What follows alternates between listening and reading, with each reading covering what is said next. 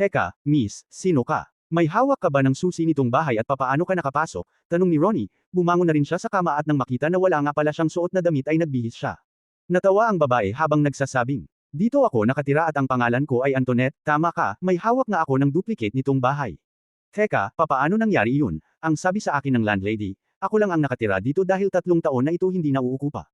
Ikaw ba ang anak ng landlady? Nang walang sagot na natanggap si Ronnie kay Antoinette, hinawakan niya ang braso nito at hinatak palabas ng bahay. Bakit mo ito ginagawa sa akin? Ang sama mo, sambit ng dalaga. Alam mo ba miss na trespassing yang ginagawa mo? Baka pumasok ka pa sa bintana kaya lumabas ka na dito at layuan mo ako. Parang nabasa naman ni Antoinette ang nilalaman ng isip ng binata kaya mapanudyo siyang napangiti. Mukhang woman hater ka bakit binasted ka na ba ng maraming babae kaya ganya ka? Nang marinig ni Ronnie ang salitang busted, naalala niya tuloy si Gina na naging sanhi para mas lalo siyang menace kay Antoinette. Nang makarating na sila sa main door ay wala niyang awa na tinulak palabas ang dalaga sabay sara ng pintuan. Pero hindi nagtagal ay nakaramdam siya ng konsensya sa ginawa. Nang sumilip siya sa bintana ay nakita niya doon si Antoinette na nilalaro ang isang aso sa kalye. Parang hindi nito dinamdam ang pagpapaalis niya dito. Hindi niya tuloy maiwasang magtaka kung papaano ito nakapasok kanina. Palagay niya ay baka dati na itong nakatira sa inuupahan at may nalalaman ito na sikretong daanan sa bahay. Napansin niya rin na medyo makulimlim ng umaga na iyon nagbabadyang uulan. Saan ba kasi nakatira yung babae na iyan? Diyos ko naman at bakit dito pa siya makikipagsiksikan? Bahala siya maulanan, ang tanging naibulong na lang niya sa sarili. Naisipan niya na huwag muna pumasok paano kasi ay late na siya. Magpapaliwanag na lang siya bukas sa kanyang foreman. Naalala niya yung telephone number ng landlady, malayo kasi ito. Papatuloyin na lang niya si Antoinette kapag nalaman niya dito na anak niya ito. Nang aktong magde-dial na siya ay saka naman bumuhos ang malakas na ulan.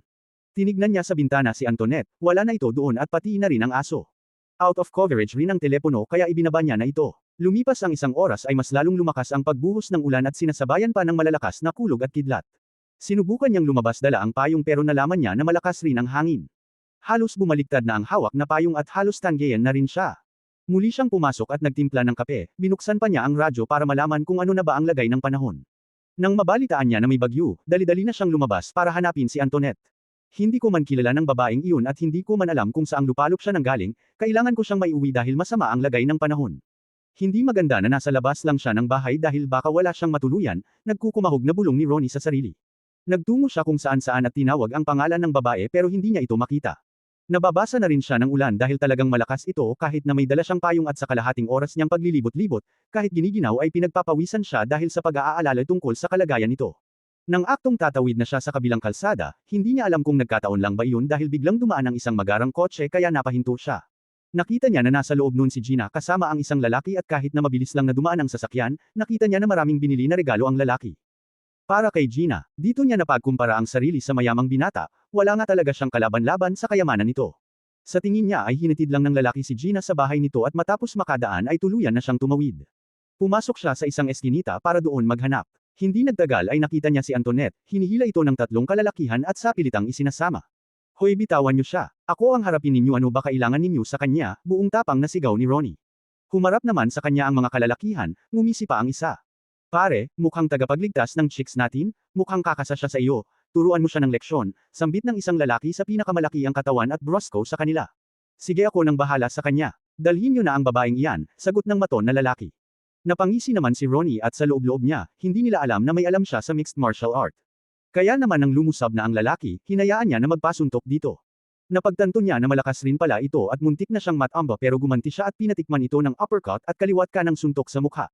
Siniko pa niya ito kaya natamba ang lalaki. Agad naman niyang hinabol ang dalawa na tumatangay kay Antoinette. Pinagtulungan siya ng mga ito pero hindi ito umubra sa kanya. Binigyan niya ito ng tig-iisang sipa at suntok sa katawan kaya natamba ang mga ito. Susuntukan pa niya sana ay sumuko na ang mga ito at hindi na raw lalaban. Tuloy ay iniwanan na sa kanya si Antoinette at kumari pa na sila ng pagtakbo. Ano, ayos ka lang? Nakangiting tanong ni Ronnie. Oo, ayos lang ako, maraming salamat sa pagliligtas sa akin, mabait ka pala kahit nasuplado ka at masungit, tugon ng dalaga na nakangiti rin.